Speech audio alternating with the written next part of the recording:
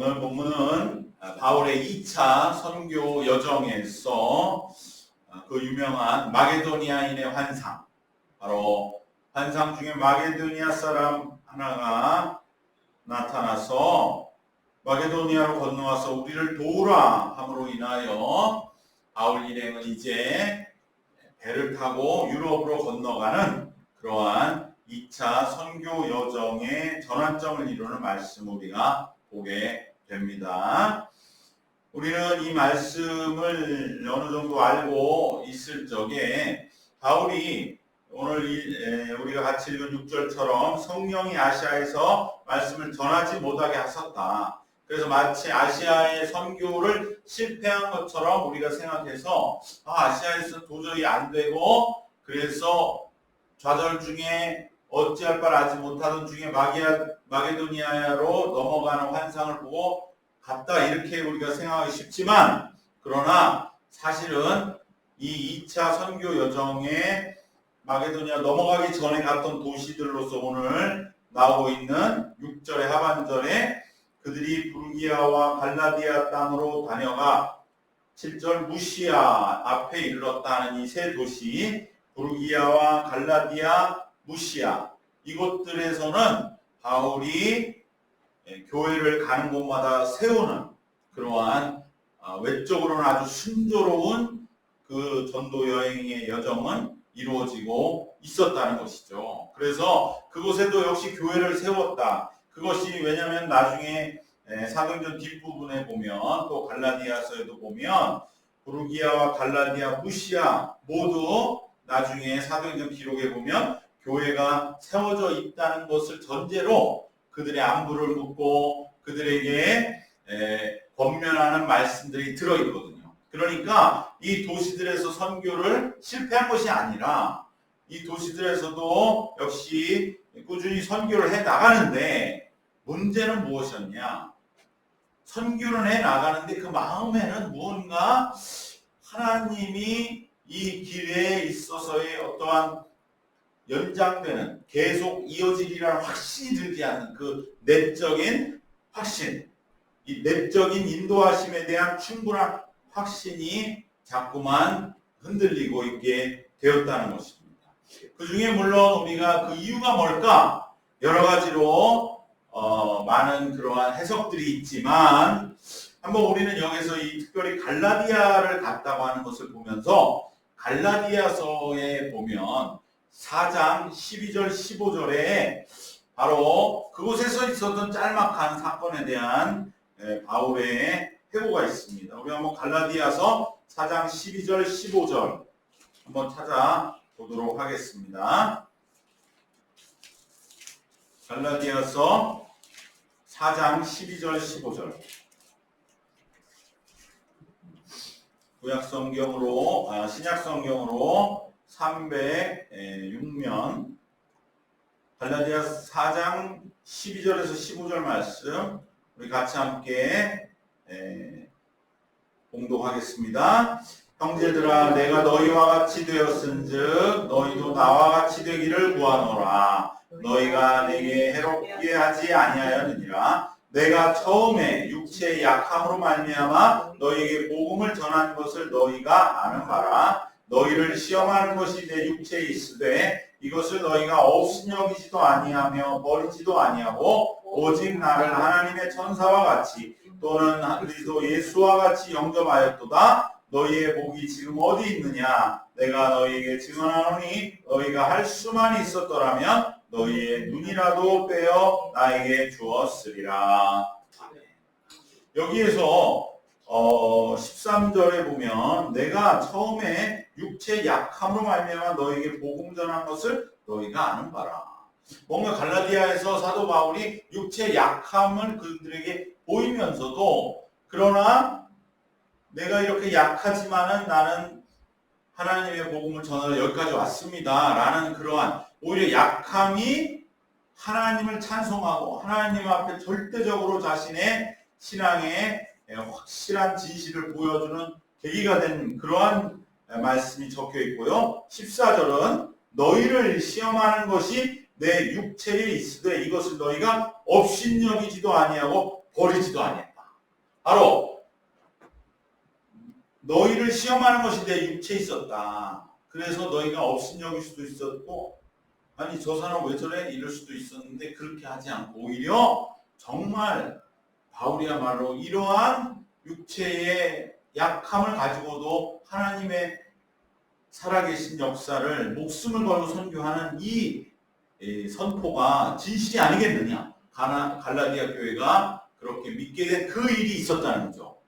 그래서 많은 사람이 이것을 뭐라고 해석하느냐. 사도 바울이 바로 자기가 육체 가시가 있다고 말하는, 바로 사탄의 사자 육체 가시가 내가 정말 뭔가 이렇게 연약하게 하고 끝까지 없어지지 아니하는 그것이 있었다. 그것을 많은 사람들은 또 발작이요 간질이었다 이렇게 말하기도 하고요.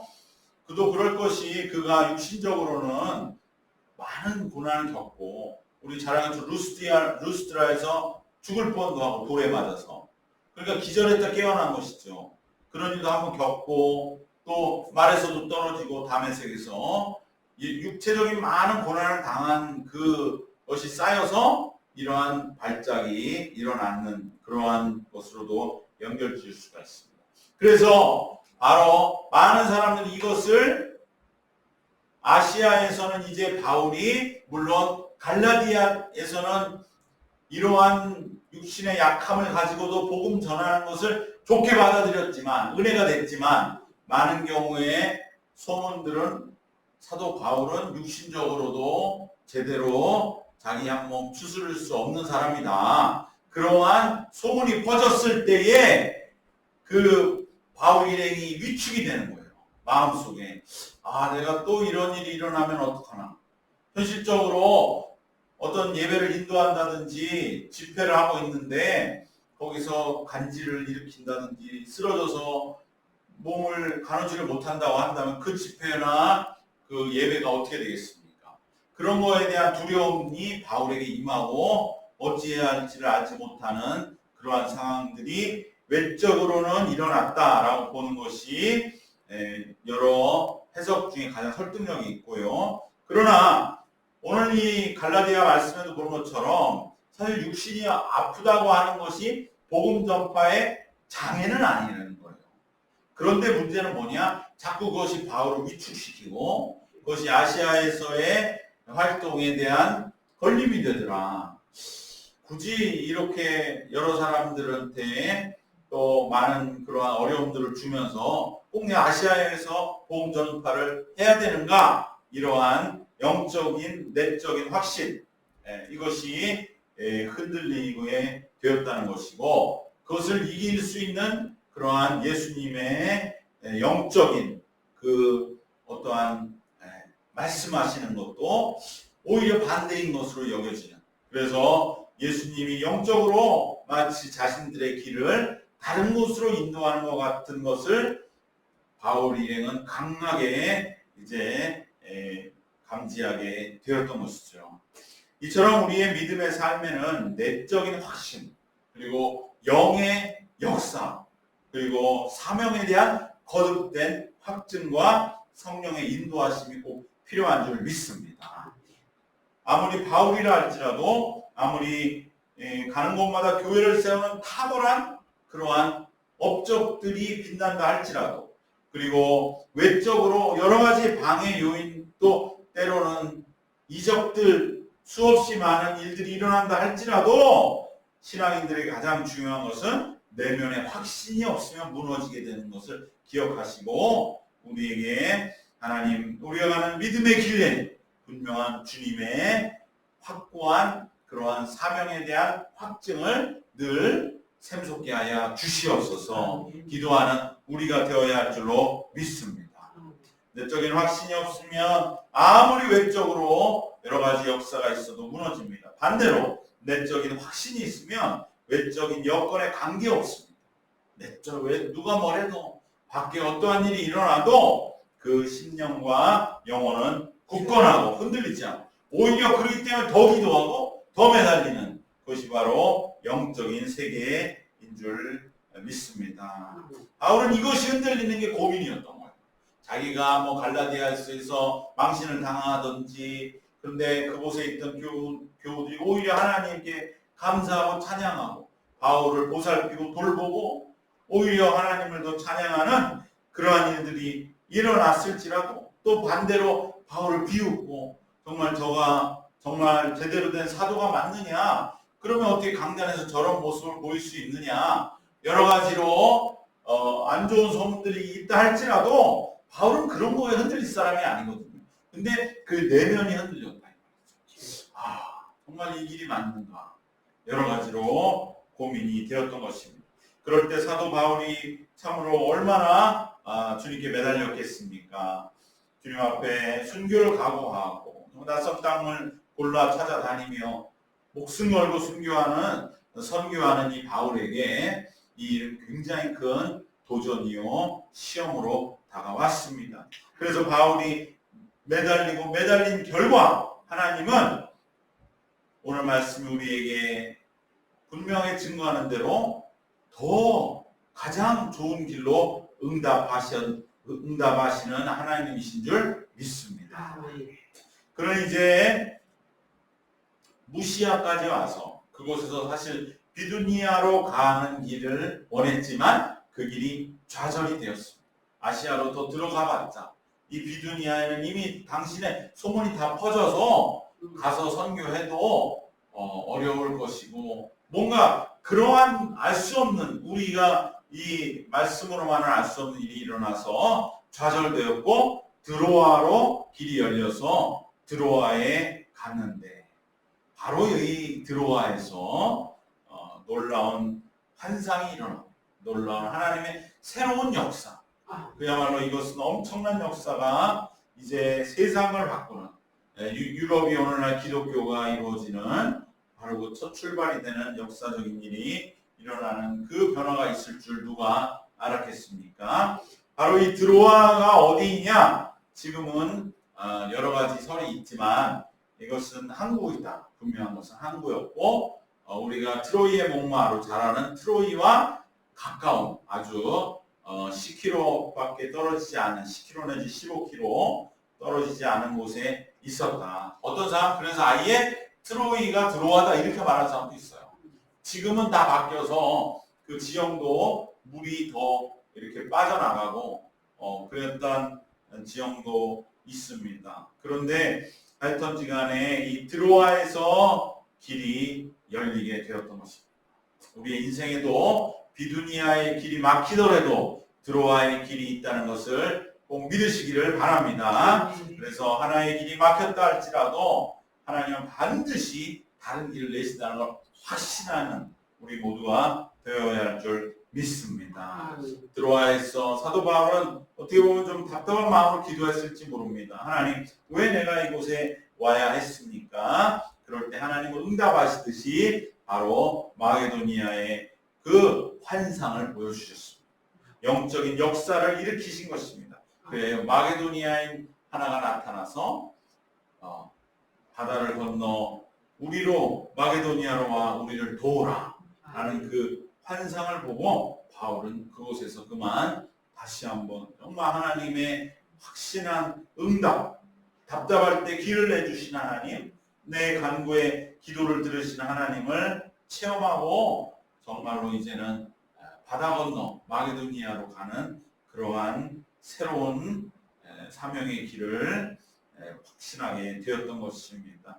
이것을 보충해 줄 수 있는 바울의 정황은 여러 가지가 있을 수가 있고, 이것을 바울은 이 환상을 품고 기도해서 해석을 했던 것이죠. 우리가 어떠한 일을 이렇게 좀 품는 게 중요해요. 품고 이게 무슨 뜻일까 기도하는 것, 그러고 나서야 성령이 인도하셔서 뜻을 알게 하시는 것입니다. 바로 10절 말씀에 그 보았던 환상에 대해서 영적인 해석을 하는 것이죠. 어떻게 해석을 했습니까? 우리 10절 같이 읽겠습니다. 바울이 그 환상을 보았을 때 우리가 곧 마게도니아로 떠나기를 힘쓰니 이는 하나님이 저 사람에게 복음을 전하라고 우리를 부르신 줄로 인정함이로라. 그 환상이라고 하는 것은 인정했다는 거야. 우리가 이제 마게도니아 사람에게 복음을 전하라, 하나님이 우리를 부르신 것이구나라고 해석을 한 것입니다. 이것은 사실은 우리가 가만히 하나님의 전도, 선교, 하나님의 세계 선교의 그 전략을 보면 충분히 이해할 수 있습니다. 왜냐하면 하나님은 사도 바울이 헬라인에게 전도하기에 당대 초대교회의 많은 12사도를 비롯한 많은 온 세상에 퍼져서 선교하는 사람 중에 사도 바울이야말로 저기를 가야 된다는 그 사람은 헬라인을 전도하기에 적격인 사람은 바울이라는 것은 누가 더 말할 필요가 없었던 것이죠. 우리가 아시는 것은 사도 바울은 헬라어에 능통하죠. 12제자 그 누구 중에 헬라어 할 수 있는 사람이 없었거든요. 그건 다 정통 유대인으로서 갈릴리 출신으로서 어부로서 공부하는 사람이 아니었던 것이죠. 언어도 그저 아람어, 히브리어 하는 정도. 그런데 사도 바울은 길리기아 다소 출신으로 그곳은 이방 지역이거든요. 그곳에 살면서 우선 헬라어에 능통하고 또 가말리알 문화에서 공부하는 그러한 또 유대의 모든 구약에 정통하고 헬라어에 능통함으로 그곳에서 헬라 사상도 익힐 수 있는 그리고 예수님의 그러한 체험도 얼마든지 확실하게 하고 있는 그렇기 때문에 사실은 바울은 드로아에서 어떻게 보면 많은 그러한 그 다음 우리가 어디로 가야 될까 그것을 기도하고 상담하고 사람들 팀과 의논했을 때 그곳에서 많은 사람들의 의견은 당신 같은 사람은 아시아보다는 유럽으로 가야 됩니다. 아시아는 그 안디옥에 있는 또 그 바나바와 바울의 뒤를 이은 사람들이 바울과 바나바가 1차 선교행으로 닦아놓은 길을 따라서 많은 후배들이 지금 활동할 겁니다. 당신은 헬라어도 잘하고 헬라 철학들도 견줄 수 있으니 이참에 아예 헬라의 본산으로 넘어갑시다. 왜냐하면 바울은 사실은 당시 로마로 가고 싶어 했잖아요.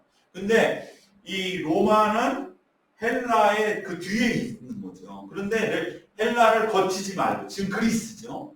그리스를 거치지 말고 로마로 가는 여정을 바울은 원했는데 그런데 사실은 하나님은 로마뿐 아니라 그 중간에 있었던 오히려 이 사상적으로는 훨씬 더 어려운 지역일 수 있는 그 곳도 직접적으로 이제 복음의 선교의 폭탄을 던지시는 거죠. 그 역할을 감당하는 것은 바울이어야 된다.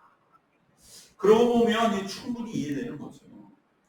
그리고 하나님은 이제 초대교회를 흩으셨잖아요. 예루살렘 교회를 다 흩으시고 그들을 온 세상에 파송하실 때 하나님은 우리보다 더 적극적으로 지역 가리지 말고 헬라 거기는 어려운 거기는 아테네 물론 사도 바울이 아덴에서 유일하게 실패한 도시일 정도로 바울이 갔는데도 교회를 못 세웠다. 이것은 그만큼 어려운 그러나 하나님 보실 때는 그것도 다 복음화 시켜야 되는 그러한 땅에 불과했기 때문에 초대교회를 곧바로 확장시키시기 원하셨고 그럴 때에 거칠 것 없이 바울이라고 하는 적재적소에 딱 알맞는 인재를 헬라 사상과 문화의 본산의 적임자로 파송하시는 것이 하나님의 선교 전략이었다는 것을 우리가 얼마든지 추측할 수 있죠. 사실은 누가 가겠습니까 거기를? 베드로가 가고 물론 누구든지 갈 수는 있어요. 그렇지만 거기에 유대인들밖에 말이 안 통하고 선교가 제한적일 수밖에 없었다는 것이죠. 그리고 또 하나 여기에 놀라운 것은 바로 10절부터 희한한 단어가 하나 나오는데 그것은 바로 우리라는 말이에요. 10절에 보면 바울이 그 환상을 보았을 때 우리가 곧 마게도니아로 떠나기를 힘쓰니 이는 하나님이 저 사람들에게 복음을 전하라고 우리를 부르신 줄로 인정함이로라. 우리라는 말이 여기 나옵니다. 그 다음에 우리 이제 다음 주에 보겠습니다만은 11절에도 맨 처음에 우리가 이렇게 나오죠. 그다음 13절에도 우리가 16절에도 우리가 다 우리라고 나와요. 이 얘기는 뭡니까? 여기에 이 사도행전의 저자인 누가가 참여했대요. 누가와의 만남이 드로아에서 이루어졌다. 여기에서 우리가 이제 그러면 사도 바울이 갈라디아에서 겪은 간질의 그 육신적인 질병과 딱 연결이 되죠. 누가는 우리가 아는 것처럼 직업이 의사였다는 것이죠.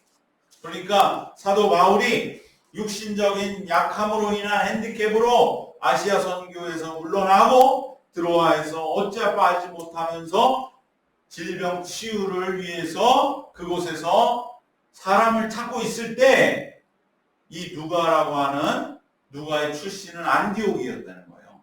안디옥에서의 그 신앙의 영향을 받았고, 그런데 왜 이 누가가 하필 드로아에 와 있었느냐?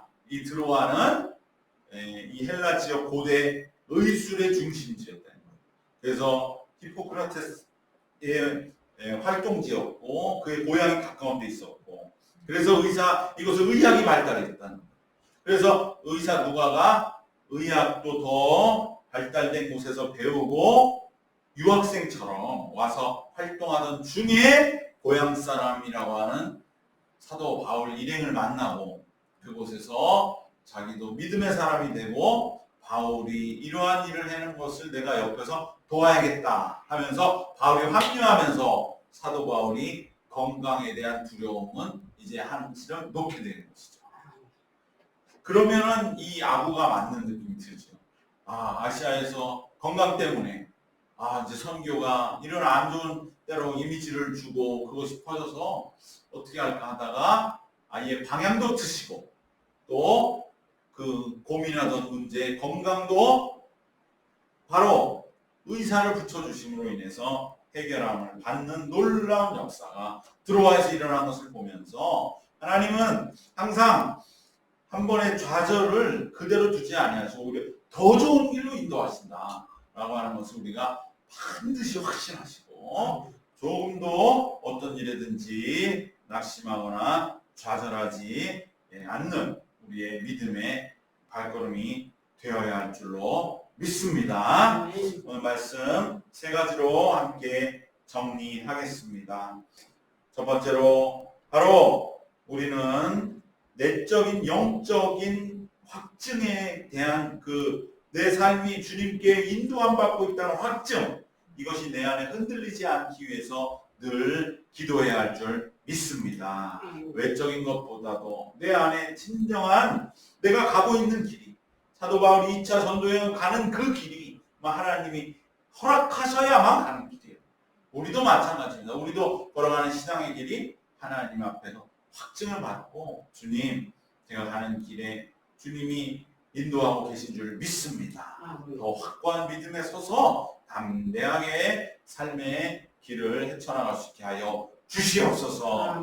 사도 바울과 같이 기도함으로 우리가 바울이 이제 기도함으로 환상을 봄으로 그의 사명 보기를 기도한 것에 응답하신 것처럼 두 번째로는 바로 이 말씀을 통해서 우리가 사명을 얻기 위해 기도하면 하나님은 반드시 응답하셔서 우리의 길을 인도하심을 우리는 이 말씀을 통해서 들어야 할 줄로 믿습니다. 하나님은 반드시 응답해 주십니다. 어떠한 일들을 통해 어떠한 역사를 통해서 우리에게 응답하시고 길을 인도하시는 하나님, 그 하나님을 꼭 이 말씀을 통해서 우리가 만나고 주님, 우리의 길도 인도하시는 주님의 응답 속에서 더욱더 힘차게 확신을 가지고 사명의 길을 걸을 수 있는 그러한 응답을 나에게 허락하여 주시옵소서. 마게도니아에 있는 나에게도 보내 주시옵소서.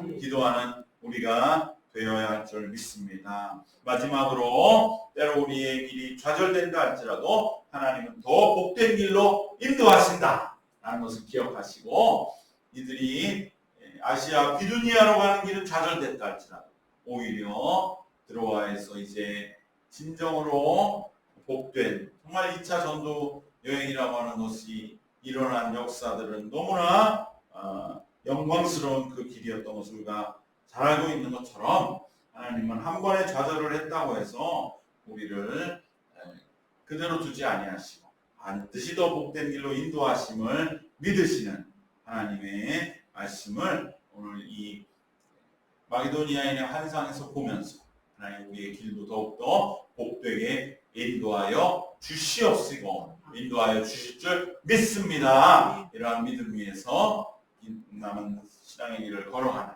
우리 모두 되시기를 주님의 이름으로 축원합니다. 기도하겠습니다. 하나님 감사합니다.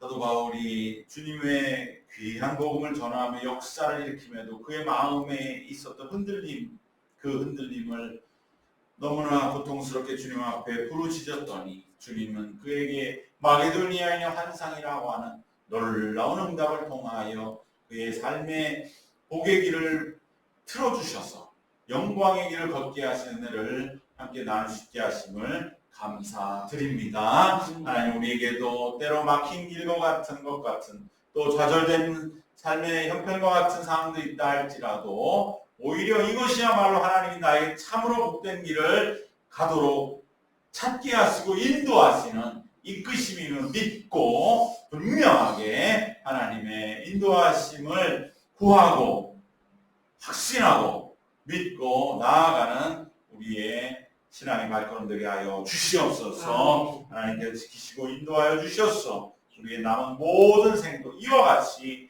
이제 드로아를 떠나 하나님의 선교하시는 그 역사의 자리로 나아가게 하여 주실 것을 믿사옵고 주 예수 그리스도의 이름으로 기도드리옵나이다. 아멘.